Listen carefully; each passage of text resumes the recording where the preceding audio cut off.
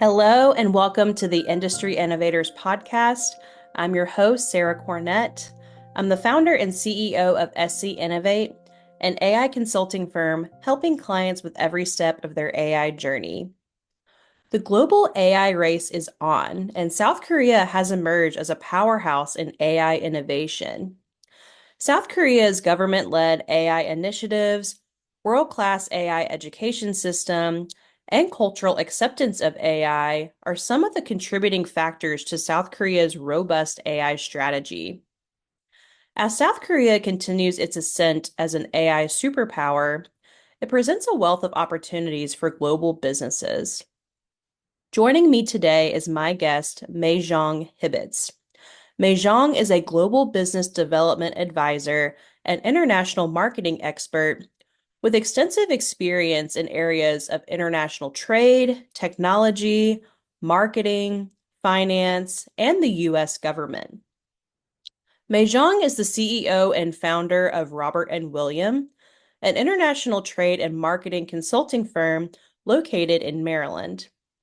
Her services focus on assisting companies who desire to enter the U.S. and Northeastern Asian markets by providing strategic guidance across market entry, development, and expansion strategies. Jeong particularly helps promising South Korean tech startups enter the U.S. market and identify areas for business opportunities. I'm so excited to speak with Jeong about her insights into the South Korean AI marketplace. Please join me in welcoming Jeong Hibbitts to the Industry Innovators Podcast. Welcome, Jeong, to the Industry Innovators Podcast. Thank you for joining me today. Thank you, Sarah, for having me today. Thank you very much. I'm very excited to have you on to discuss the innovations you're seeing in the South Korean market. You are a global business development advisor with decades of experience helping companies in the US and Asia grow globally. And you've provided strategic guidance and practical know-how related to market entry, development, and expansion strategies. And I know you're very focused right now on helping South Korean tech startups enter the US market. So I'd love it if you could give us a bit of background into what you've experienced and worked with in the past with innovative tech companies entering the US marketplace. Sure. Thank you so much for the introduction about me and what I'm doing.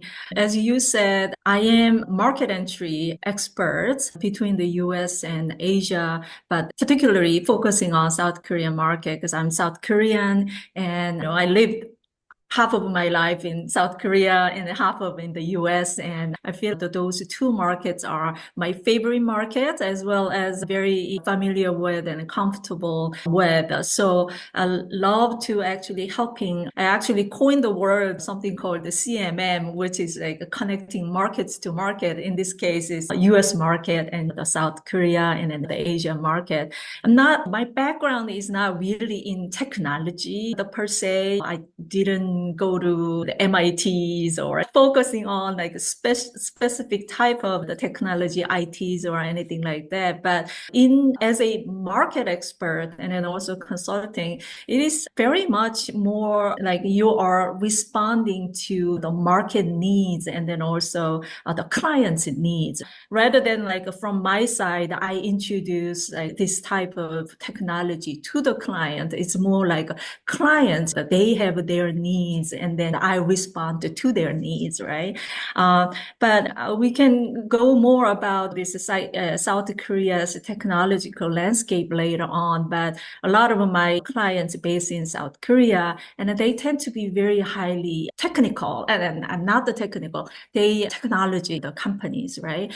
It's not really what I'm working with. It's not really one industry per se, but whether I work with it's food or cosmetics and constructions or even cybersecurities or the different fields. But nowadays it feels like innovation, particularly AI, everybody's trying to use or implement that technology into their process also their product development or their the service offerings in order to be really competitive and the market the relevant. We see AI just everywhere, right? I had the opportunity, privilege actually to speak at the AI Expo and conference last May, and I was just blown away. Either it is a supply chain or manufacturing or just all different kinds of the companies were out there with the AI enhanced their solutions and applications out there.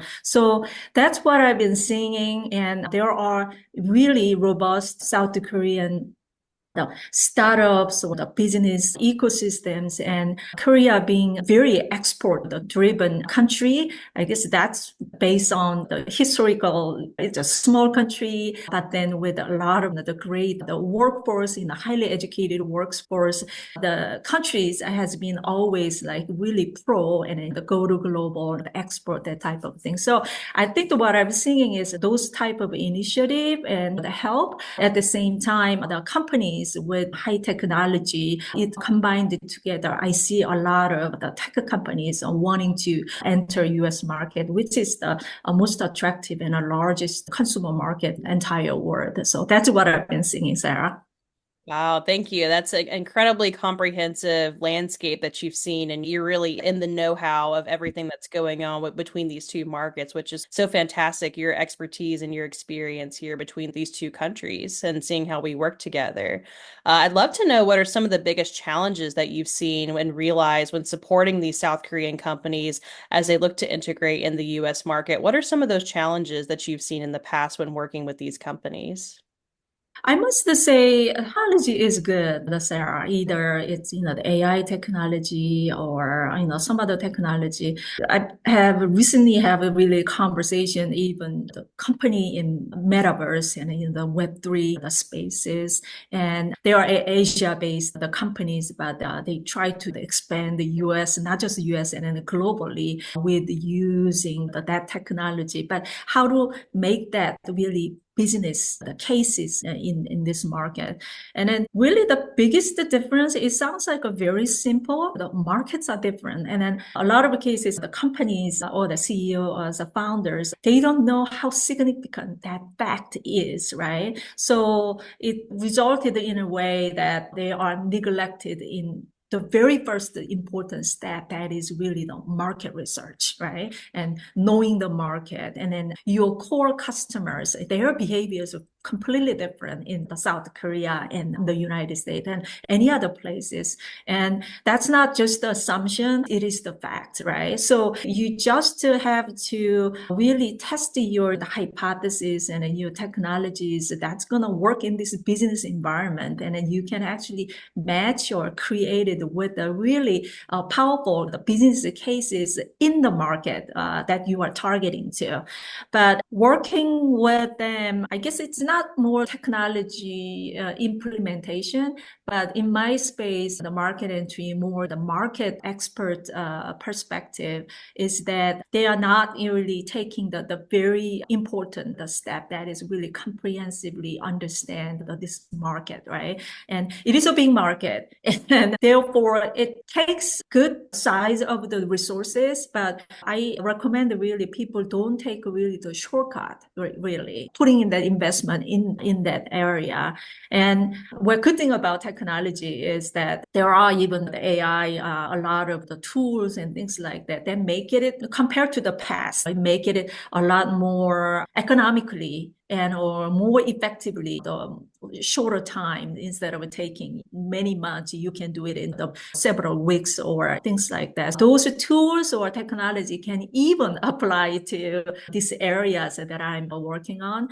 But the other way around, let's say when I wanted to really introduce or help this company, the South Korean company with a specific technology into the United States, the large company, they got it, right? They have teams of in-house expertise to know how to implement why they are doing what they are doing in terms of technology implementations. But small companies or medium-sized companies and a little bit larger companies is the same way. that when you introduce somewhat really new technology that will help your bottom line by reducing the cost and some other areas, but they don't exactly understand the technology in itself. If there is a CTOs or the person or the department who is really in charge of that process and then have the vision, that's just great. But many cases, small, medium size or not, I work directly with the CEO levels or the very high up, but they don't quite understand how that's gonna work out. And then also ROI is really the big thing, right? So return on investment, right? They can just, as a small company or the big size, medium-sized company, putting in investment in something that can give you the return in, many years later on, that they always have this mindset of what return immediately.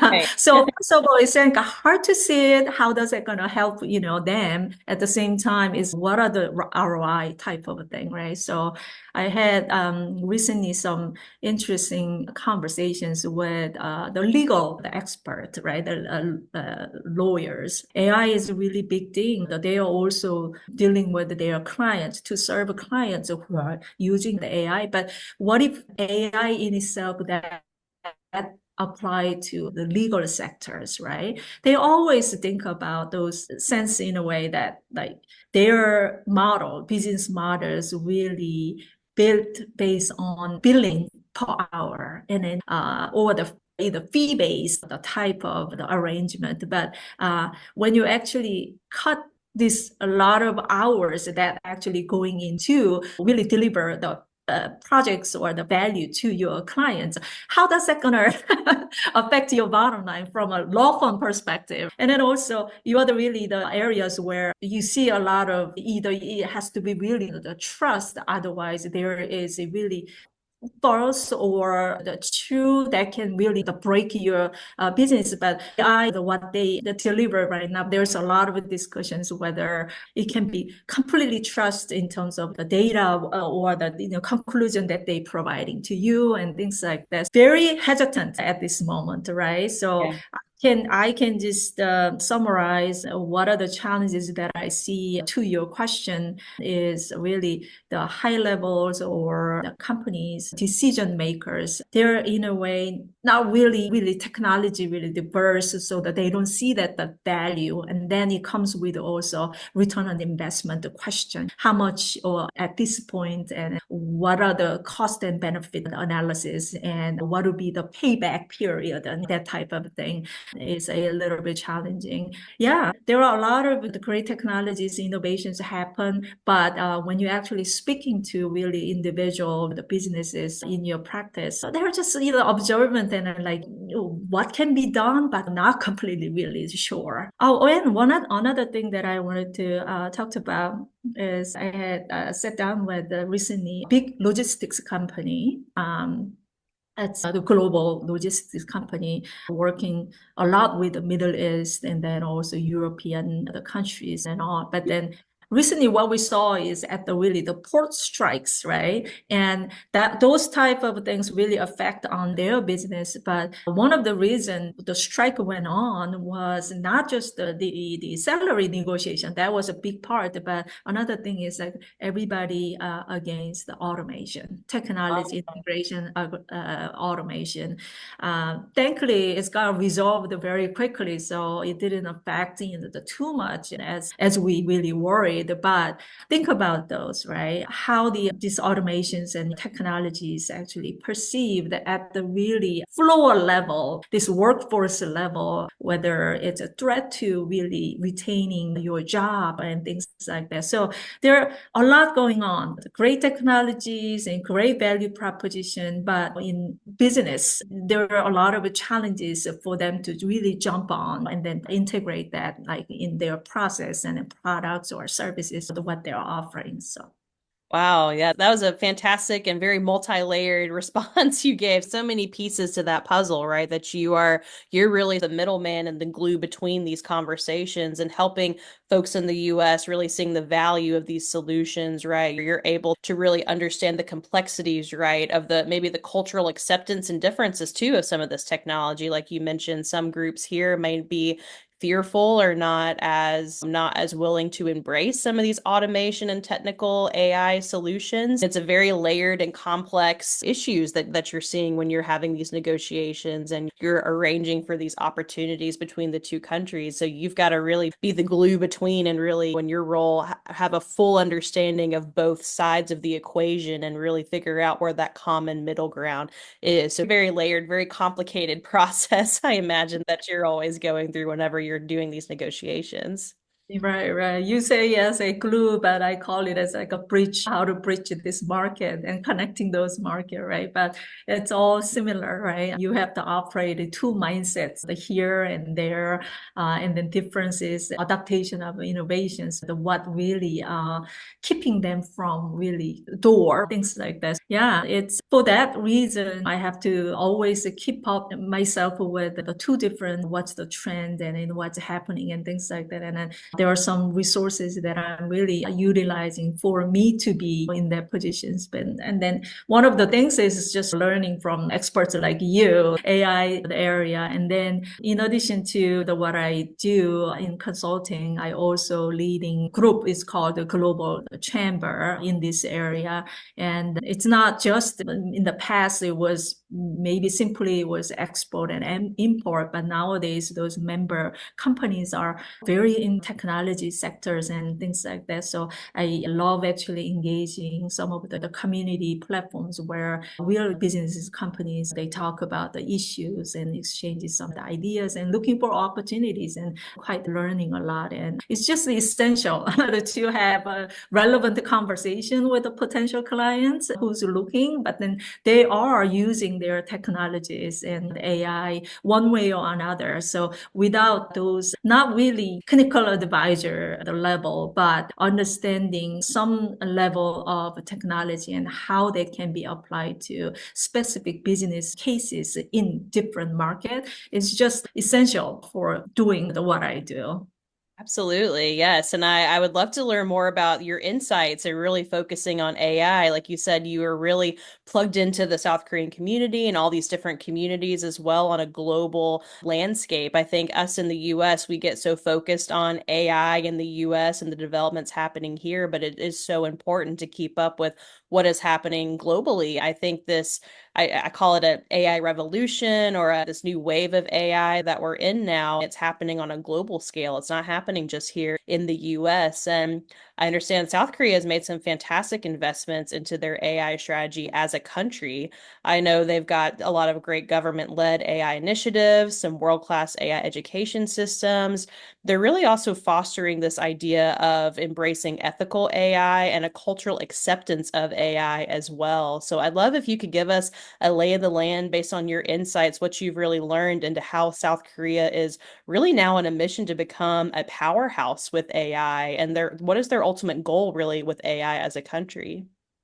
Yeah, I think what South Korea is seeing AI is really that's the really the force and in the future in the future. And rather than being the behind and later and then really catching up, they really wanted to focus the AI technology as a really national strategic the industry where they wanted to really invest in and go after.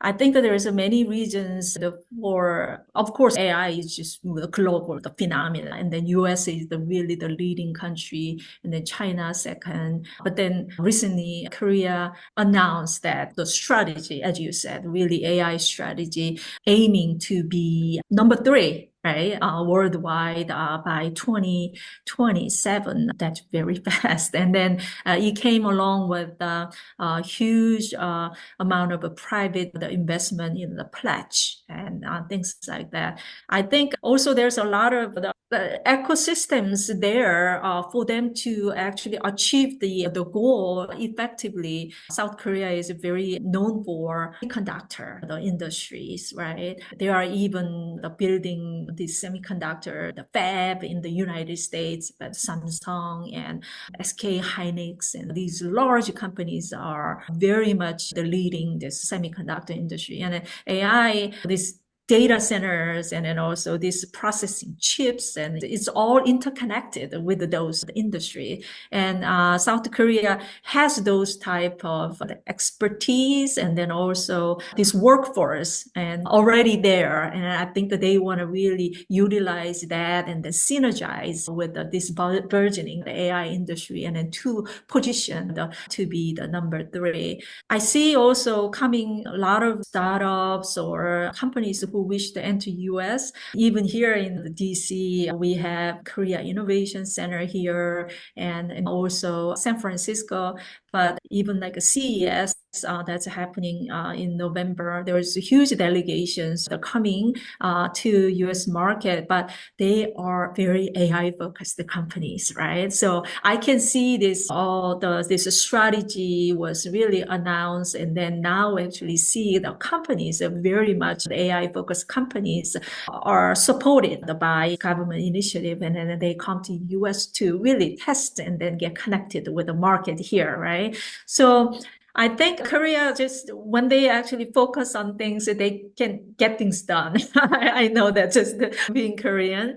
I think it is a very type of goal, but I think it's achievable as well. And I'm very looking forward to the meetings, delegation, AI delegations in coming to the US in near future. But it's everywhere, Sarah. Even it's bio, the health, the area, but then there is AI technology really enabled value added services, and then they wanted to come here. And then our region, Maryland, is very known for also that type of industry. So I see a lot of these exchanges, right? I'm very positive and then hopeful. And I think that there's so to speak, the foundations are really there. And then now companies and with the support of institutions and universities and the government, I think that goal, audacious goal is actually achievable, and then we'll see.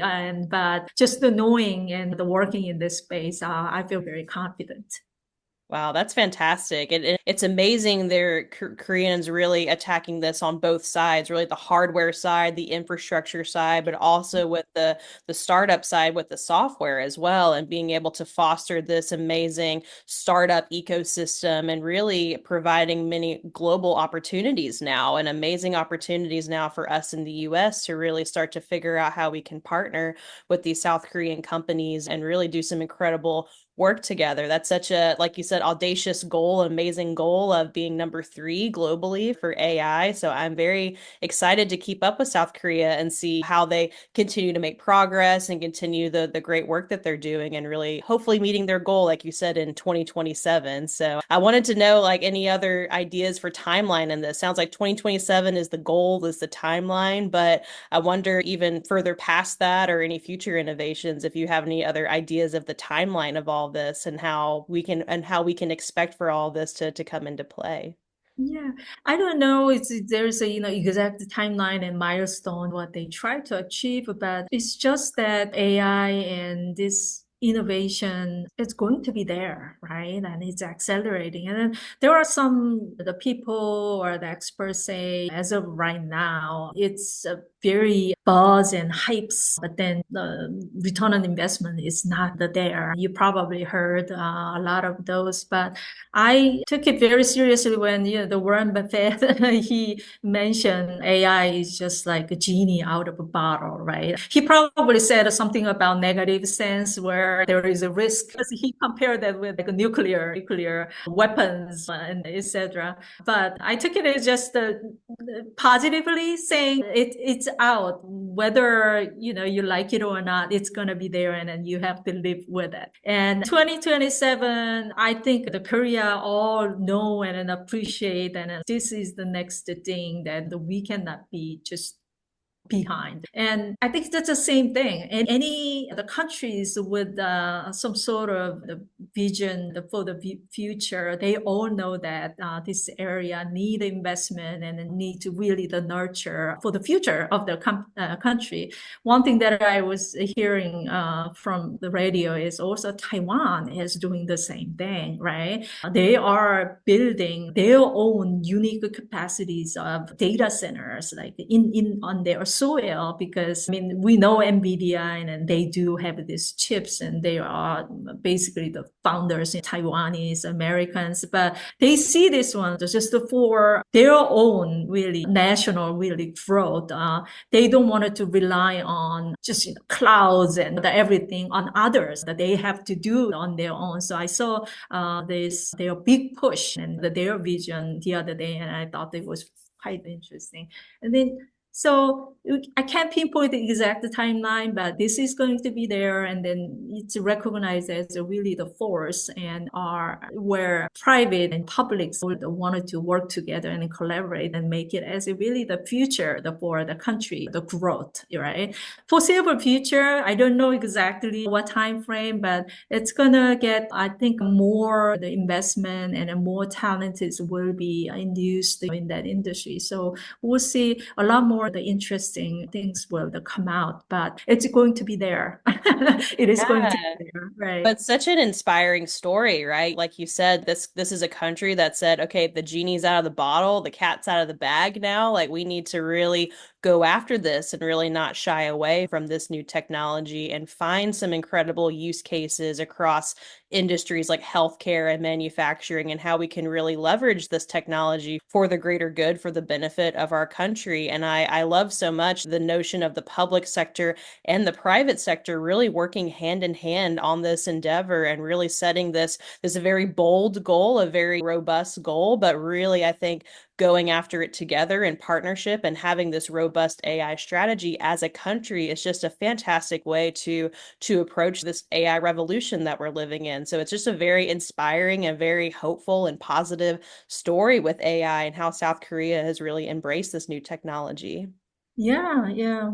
And I think also I like the fact that South Korea is one of the few and the first countries thinking this is risk associated AI, and how do we really create more responsible AI. We talk quite a lot about regulation and that type of thing. That back in May or that time frame, South Korea also had this AI the summit, where that was the really important subject. And then following on that, I think the U.S. Department of State and then also Commerce are holding this big AI security safety focus type of really big meeting in November in San Francisco. It's good that they know the potential and they want to be the all in, but at the same time, they want to create and contribute to really creating responsible AI and then making some really the global standard where, all of stakeholders or the countries can really agree to and then come together. So that was really great to see from my perspective. It was not just about the AI future making money and things like that, but at the same time that they also wanted to take a leadership in that regard, the making really globally more responsible and safe focused the AI development, right? That was really encouraging. No, that's fantastic. I love this sort of cross country, this global collaboration and how different countries and groups are approaching AI. I know the European Union has their comprehensive EU AI Act. Asia is doing their own strategy. South Korea certainly has their strategy. US is approaching things that we're just growing and growing as fast as possible here in the US. But I love the cross country collaboration where everyone can speak to issues that they've seen or problems they've run into, what has actually worked as well in protecting our citizens from some of these risks and really embracing this ethical AI notion and how we can keep our citizens safe within our countries as we also start to embrace and innovate with this new technology as well. So I just love that. I love that we're sharing our success stories and sharing how we can, as the world, how we can really embrace this technology for the better and for the better of humankind and mankind, and not using this for evil purposes or anything nefarious like that. Yeah, I totally agree. Well, this has been an amazing, incredible conversation, Mei Zhang. Thank you so much for sharing all of your insights. And I know most of us right here in the US, we're so focused on the changes happening here on American soil, but I think it's so important for us to pay attention to what is happening and how other countries are approaching AI. And this AI revolution is not just happening here, it's happening all across the world. So thank you so much for sharing your insights and how South Korea is really embracing AI, and they're embracing their robust AI strategy to really become now leaders within AI and innovation. So I really appreciate you sharing all of your insights here. You are clearly an innovation leader across South Korean and US markets. So I'd love if you could tell our listeners a little bit more about what you're working on now and how, we can keep up with you and all the amazing work that you're doing.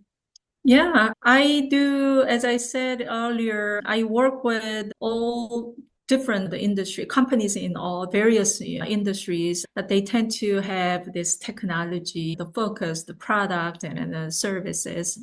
But as far as like AI goes, I am very excited actually for a collaboration with you as the AI consulting to provide market the entry, the service, the consulting or assistance for South Korea AI companies who wish to enter US market. Again, the market is different, even though technology is really the great, but it requires a lot of understanding different market and also credibility as well. What I can provide to them is subject matter expert like you to really take a look at their technology and then really understanding what they really trying to do and really see that would have really potential to really increase the value for the certain the business cases here in the US and then really matching